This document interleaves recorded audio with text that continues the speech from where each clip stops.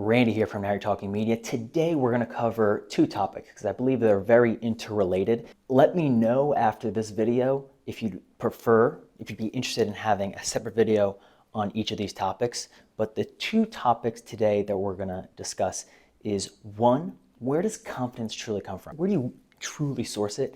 And then two, we're going to talk about a strategy that's really going to help with your ability to make decisions.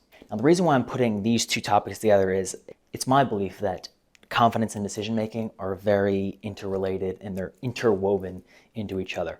So let's start with the confidence component. So what I've realized is that confidence, a lot of us tend to source, even if we don't realize it, we tend to source confidence from external sources. Even if it's the coach you hired, the consultant, the advisor that you hired, you're still to a degree seeking validation from them. And a really powerful way to really move past this and get into a frame of mind that doesn't require that validation. Think of the validation as icing on the cake. If you get it, it's icing on the cake, but it's not required.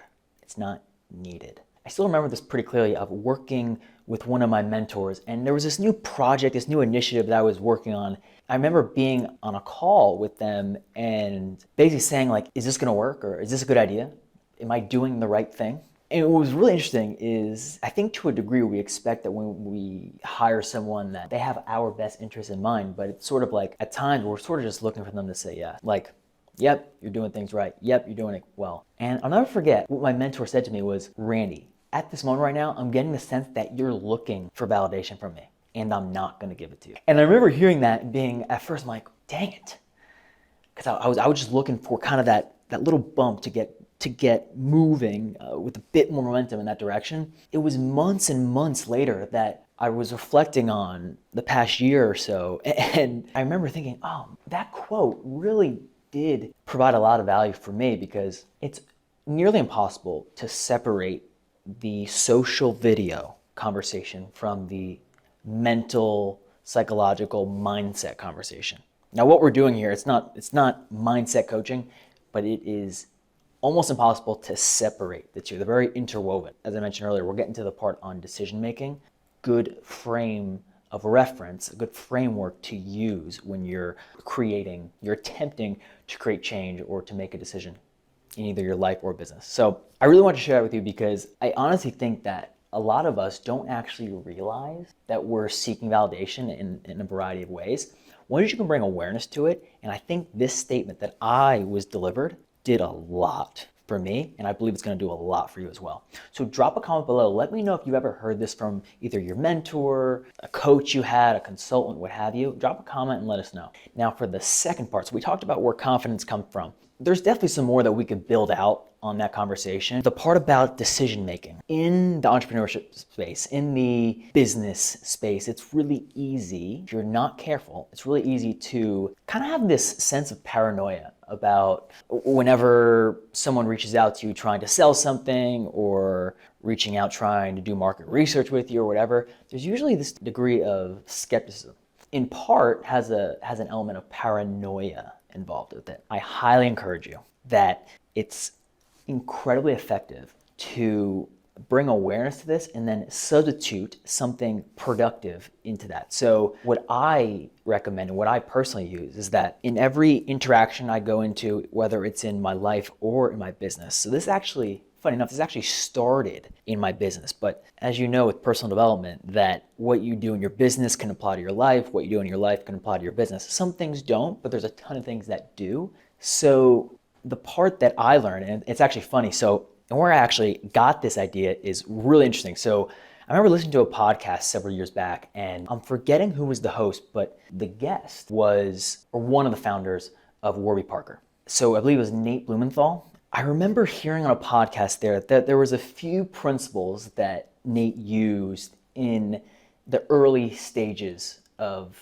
Warby Parker. And I'm sure to a degree, these principles are still really powerful. He continues to use them today, even with how much the business has grown and how much his role, I'm sure, has changed in the company. But one of the principles was always assume positive intent That's actually a brief mantra that you can tell yourself, that you can repeat to yourself, whether in business or in life. And the reason why you do it, it's not because positivity is the greatest thing ever invented and then you run the risk of turning into toxic positivity. It's actually much deeper than that, much more important than that. If you start with assuming positive intent, and the person that you gave that assumption to, that person, that situation ends up being malintentioned, there is a negative intent. If you start with positive intent, that malintention will become immensely clear in time. In time, it will objectively emerge. However, if you start with, and this is usually a default for a lot of folks in business, and especially as an entrepreneur, when you're trying to juggle so many things and doing so many things at once, it's easy to be like, well, I don't really trust that person. I don't really think that's gonna work, or I don't trust what this person's saying, that person's saying, this person's saying. Bring it back to assume positive intent, because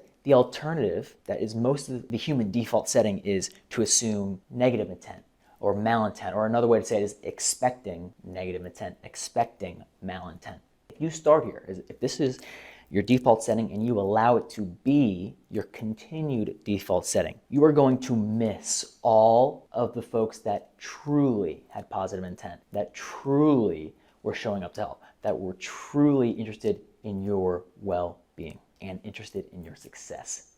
So if you start with negative intent, assuming negative intent, it's going to be impossible to spot those who have positive intent. If you start with positive intent, it's not only going to create a massive sense of gratitude for just the opportunities and the options you have available to you, but it's going to just make you a smarter decision maker, a more poised decision maker. Probably the number one skill in entrepreneurship is the ability to make effective decisions. And if you're starting with negative intent, there's going to be a lot of subpar quality decisions that it's actually quite simple to avoid. It's not easy, it's simple, and there's a difference. Let me know if you'd like me to do a video on video creation in the sense of what's simple to do and then what's easy to do, because they're not exactly the same thing. And most things that are simple are not easy. Most things that are easy, not simple. So I hope you enjoyed this video today. I know we covered two topics. Let me know if there's a part that you'd like us to expand on, and we'll explore doing that for a newer video in the future. But for now though, take a look at the description. We'll probably have some timestamps in there so you can follow along, find the parts that were interesting to you. And drop us a comment. Let us know what resonated with you, what you found value in. Look forward to continuing the conversation with you. So what's your take on this? So let us know in the comments. If you're watching this live, just drop it in the live chat. If you're catching the replay, just put it down in the comments of the video and we'll get back to you there. For now though, hope you enjoyed this video. And this is Randy. Now you're talking.